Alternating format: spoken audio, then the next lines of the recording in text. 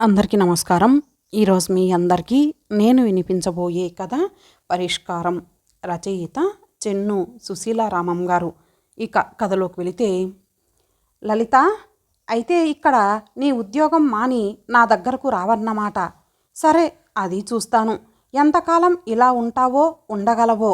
నాకు పట్టుదల పెరిగాక వచ్చి ఎంత ఏడ్చినా చస్తే నిన్ను ఏలుకోను.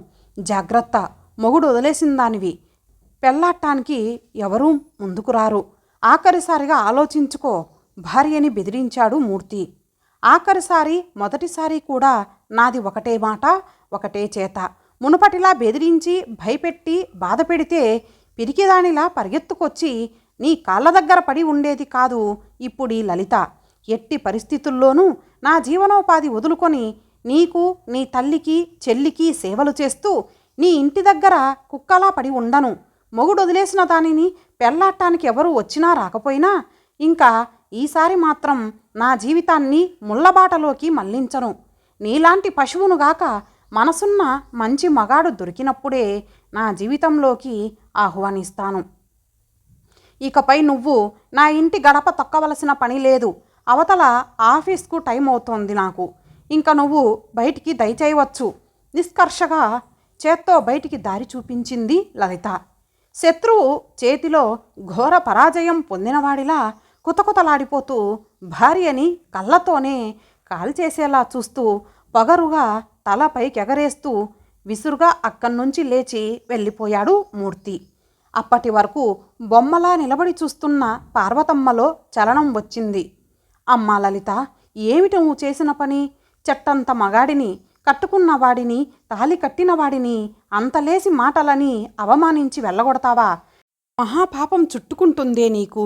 ఎంతకాలం ఇలా మొగుణ్ణొదిలేసి ఉంటావు? ఒంటరి ఆడదానికి ఈ సమాజంలో ఎలాంటి ఆదరణ దొరుకుతుందో నీకు తెలియదా?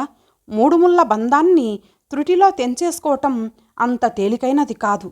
పరిగెత్తి పాలు తాగే కంటే నిలబడి నీళ్లు తాగడం ఉత్తమం. నీ క్షేమం కోరేదాన్ని, నీ తల్లిని చెబుతున్నాను విను. ఇప్పటికైనా మించిపోయింది లేదు. వెంటనే వెళ్ళి అతగాడికి కోపం ముదిరిపోకముందే క్షమాపణ చెప్పుకొని కాళ్ళ మీద పడి ఈ తప్పు ఖాయమని ప్రార్థించు. ఎప్పటికైనా నువ్వు అతని దగ్గరికే చేరాలి. అమ్మా, ఇంకాపు నీ హితబోధలు. ఎందుకు ఇలాంటి పలికిమాలిన నీతులు వల్లించి నాకు పిరికిమందు పోస్తావు? ఇంతకాలం నీ మాటలు విని విని ఎందుకు పనికిరాని దానిలా కూపస్థ మండూకంలా బ్రతికాను. ఇంకా అలా బ్రతకడం నా వల్ల కాదమ్మా. సాటి ఆడదానివై ఉండి అతన్ని ఎలా వెనకేసుకురాగలుగుతున్నావు? మొన్నటి వరకు రాక్షసుడు నన్ను పెట్టిన బాధలు అప్పుడే మర్చిపోయావా? అవునులే, మొగుడు పగలు చావగొట్టినా రాత్రి పక్కన జరితే నోరు మెదపకుండా పడి ఉండమనే తత్వం మీ కాలం నాటి ఆడవాళ్ల నరాల్లోనూ జీర్ణించుకుపోయింది. పిడికెడు మెతుకుల కొరకు మొగుడికి పని మనిషిలా, వంట మనిషిలా పడి ఉండటం ఇప్పుడు చెల్లదమ్మా. నేను చదువుకున్నాను. నా బ్రతుకు నేను బ్రతకగలను. ఎవరి దయా దాక్షిణ్యాల మీద ఆధారపడి లేను నేను. చదువు సంధ్యలు చెప్పించక మూర్ఖంగా చిన్నతనాన్నే ఆడపిల్లకు పెళ్లి చేసి పంపేసి బాధ్యత వదిలించేసుకున్నామనుకుంటారు. కానీ ఆడపిల్ల జీవితానికి కూడా విద్య ఎంత అవసరమో తెలుసుకోలేక వయసొచ్చిన బుద్ధి రాని మీ అజ్ఞానం, మూర్ఖత్వం మూలంగానే సీత జీవితం బలైపోయింది. కానీ చదువు సంధ్యలు లేనిదైనా తాను పోతూ కూడా ఓ మంచి పని చేసిపోయింది. దానికి నేనెప్పటికీ గర్వపడుతూనే ఉంటాను. కూతురి మాటలు ఇంకా పూర్తి కాకుండానే సీత ప్రసక్తి రావడం వల్ల కళ్ళు రెండు నీళ్లతో నిండగా అక్కడి నుంచి లేచి లోనికెళ్ళిపోయింది పార్వతమ్మ. అప్రయత్నంగానే లేచి యాంత్రికంగా టేబుల్ దగ్గరకు నడిచి ఫోటో ఫ్రేమ్లో బిగించి ఉన్న సీత ఫోటో చేతుల్లోకి తీసుకుంది లలిత. ముద్దబంతి పువ్వులా ముగ్ధ మనోహరంగా అమాయకమైన చిరునవ్వులు చిందిస్తూ ఉంది. అద్దం వెనక బొమ్మలా నిలిచిన సీత. ఏ చెట్టుకి పూసిన పువ్వైనా అది విత్తై ఫలించి కలకాలం బతికేవి కొన్ని మాత్రమే. అయితే పువ్వు మొగ్గగా ఉన్నప్పుడే కొందరు దుష్టులు నేల కూల్చి కాలరాయగా మట్టిలో కలిసిపోయి శిథిలమైపోయేవి ఎన్నో. అలా మొగ్గగా ఉన్నప్పుడే మట్టిలో కలిసిపోయిన ముగ్ధ మందారమే సీత. సీత, లలిత ఒకే ఊర్లో, ఒకే వీధిలో, పక్కపక్క ఇళ్లల్లో పుట్టి పెరిగి ఒకే కంచంలో తిని ఒకే మంచంలో పడుకొని తనువులు వేరైనా మనసులు ఒకటిగా పెనవేసుకుపోయిన గాఢమైన ప్రాణస్నేహం వాళ్ళది. సీతకి 6వ ఏటనే సీత తల్లి ఒక మగబిడ్డను కని మరణించింది. ఇంట్లో పనిపాటు చేసే దిక్కు, తమ్ముణ్ణి చూసే దిక్కు లేక సీతని స్కూలుకు పంపలేదు తండ్రి. లలితలా చదువుకుంటానని సీత ఎంత పట్టుబట్టినా తండ్రి వినలేదు. 16 ఏళ్ల వయసులోనే పెళ్లి ప్రయత్నాలు తలపెట్టాడు ఆమె తండ్రి. సీత అందచందాలు చూసి పైసా కట్నం అడగకుండానే తన భార్యగా చేసుకున్నాడు రాజారాం. ఆ పిల్లకి కలిసొచ్చిన అదృష్టానికి దైవం పొంచి ఉన్నాడని ఎవరూ ఊహించలేకపోయారు. ఆ రోజు స్నేహితురాల్ని చూడ్డానికి కొండంత ఆనందంతో బయలుదేరి వెళ్ళింది లలిత. రిక్షా దిగి లోనికెళ్ళబోతున్న ఆమె టక్కున ఆగిపోయింది. ఏయ్ సీత, నీ బాబు దగ్గర నుండి ఉత్తరం వచ్చిందా? బయటి నుండి లోనికొస్తూ పెద్ద గొంతుతో అరిచాడు రాజారాం. వంటింట్లో కూరలు తరుగుతున్న సీత గతుక్కుమన్నది. భర్త రాక గురించి భయం భయంగా చూస్తున్న ఆమెకు గుండెల్లో రాయి పడ్డట్లయింది.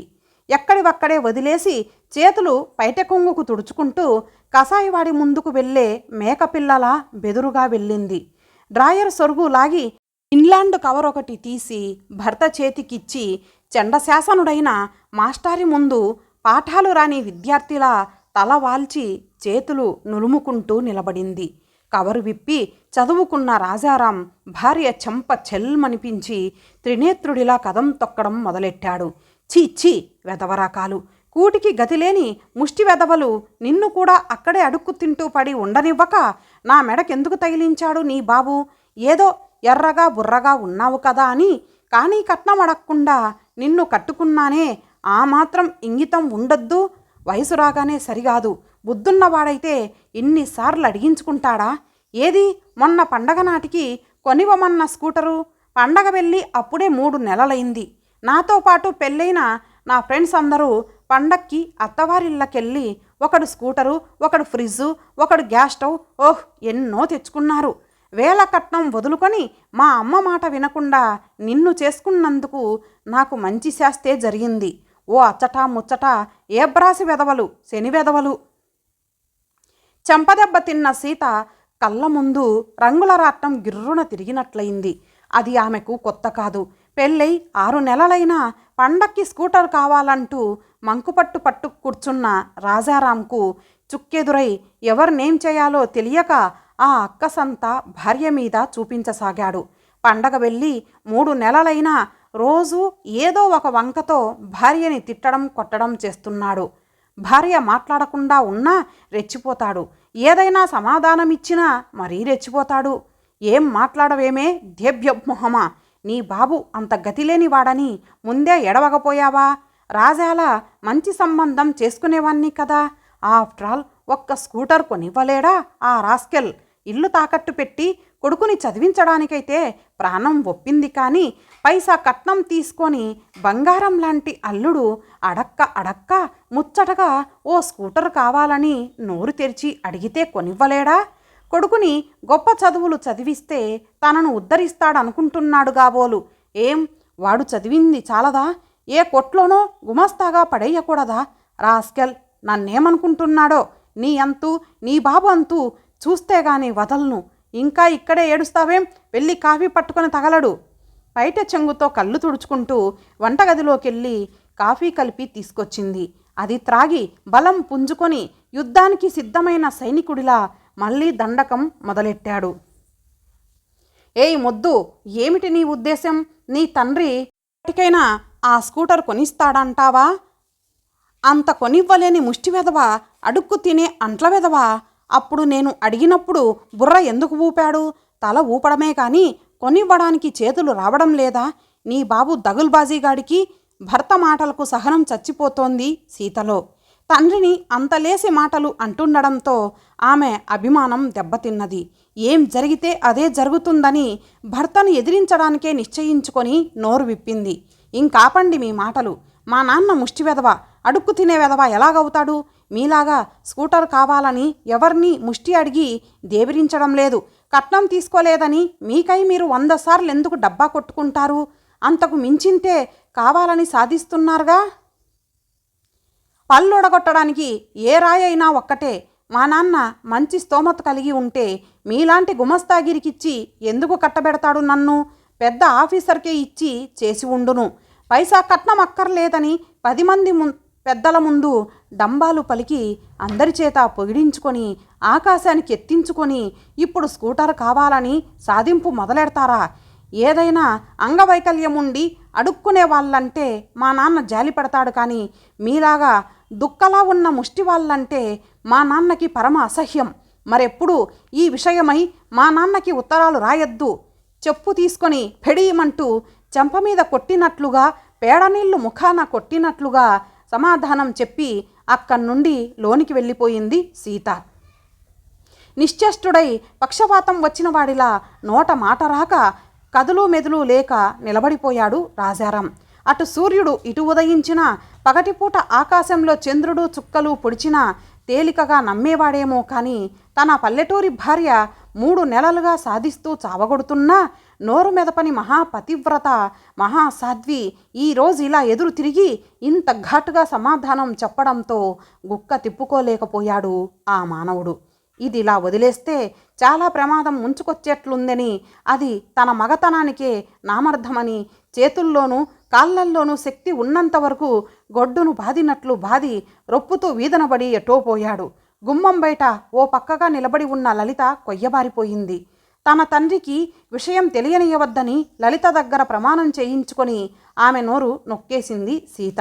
ఆ తర్వాత ఎన్నోసార్లు భర్తతో చావు దెబ్బలు తిని పుట్టింటికొచ్చినా భర్త ఏమన్నా ఏం చేసినా సర్దుకుపోతూ అతని దగ్గరే ఉండాలని, పౌరుషంగా పుట్టింటికి రాకూడదని, పుట్టింటికి చుట్టం చూపుగా రావడమే కానీ ఎక్కువ కాలం ఉండిపోవడం మర్యాద కాదని తండ్రి నచ్చజెప్పి పంపేశాడు.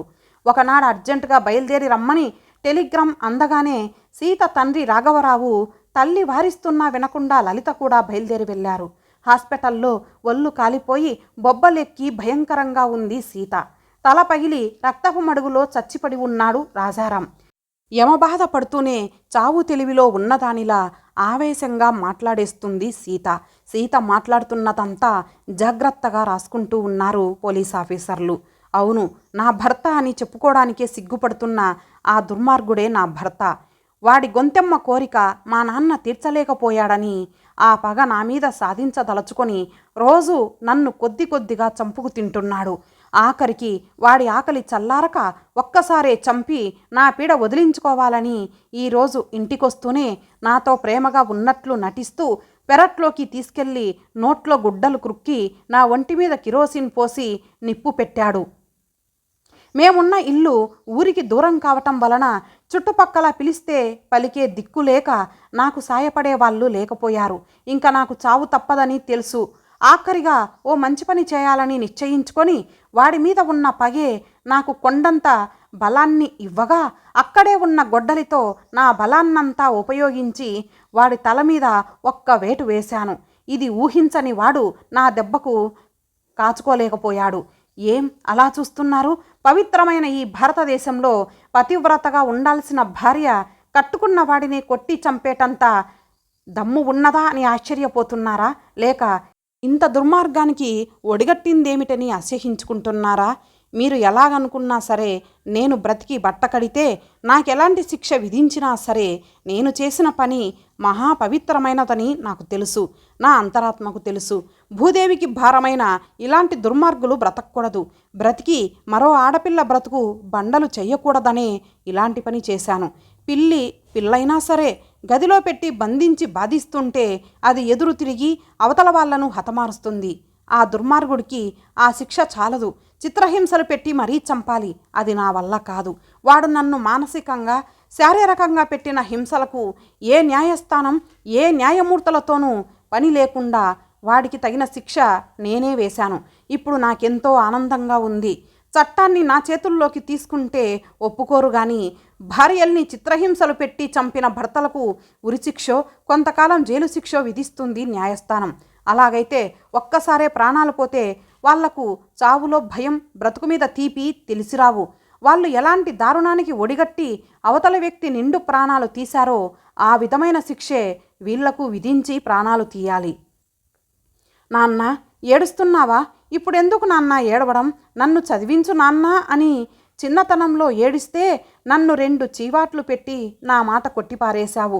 నీ అల్లుడు నన్ను తిట్టి కొట్టి బాధిస్తుంటే అది నీకు తెలిస్తే కృంగిపోతావని అదంతా దాచిపెట్టి ఎన్నోసార్లు నీ దగ్గరకొచ్చేసి కొంతకాలం నీ దగ్గర ఉండనివ్వమంటే, పెళ్ళైన ఆడది ఎక్కువ రోజులు పుట్టింట్లో ఉండకూడదు. భార్యాభర్తల మధ్య ఏమైనా పొరపచ్చాలొస్తే భార్యే సర్దుకుపోవాలని నన్ను పంపించేసేవాడివి. నేనే కనుక చదువుకొని ఉంటే నా బ్రతుకు నేను బ్రతికేదాన్ని. వాడి దగ్గర అంతకాలం అన్ని బాధలు పడుతూ ఉండేదాన్ని కాదు. లల్లి, నా గురించి బాధపడకే. నువ్వైనా బాగా చదువుకొని మంచివాడు దొరికితేనే పెళ్లి చేసుకో. ఏ పరిస్థితుల్లోనూ మధ్యలో చదువు మానకు. నాన్నని తమ్ముణ్ణి చూస్తూ ఉండు. నన్ను ఎప్పుడూ మర్చిపోవు కదూ. రొప్పుతూ మాట్లాడుతున్న సీత ఆయాసం పెరిగిపోగా మరి మాట్లాడలేకపోయింది. చావు బ్రతుకుల మధ్య కొట్టుమిట్టాడుతూ 4 రోజులకు ఈ లోకాన్ని విడిచిపోయింది సీత. స్నేహితురాలి జ్ఞాపకాలతో మనసంతా బరువెక్కిపోయింది లలితకు. వడివడిగా లోనికెళ్ళి తల్లిని తీసుకొచ్చి కుర్చీలో పెట్టి సీత ఫోటో ఆమె చేతికిచ్చింది. చూడమ్మా, సీతను చూడు. దాని బ్రతుకులా నా బ్రతుకు సర్వనాశనం కావాలని ఉందా నీకు? చెప్పు. అదే నీ కోరికైతే ఇప్పుడే నీ అల్లుడి దగ్గరకు వెళ్ళిపోతాను. ఇంతవరకు నీ కూతురు మొగుణ్ణి వదిలేసి వచ్చి బరితెగించి మగరాయుడిలా ఆఫీసులంటా తిరిగి ఉద్యోగం వెలగబెడుతుందని నలుగురు 4 రకాలుగా చెప్పుకుంటున్నారని తెగ బాధపడిపోతున్నావు.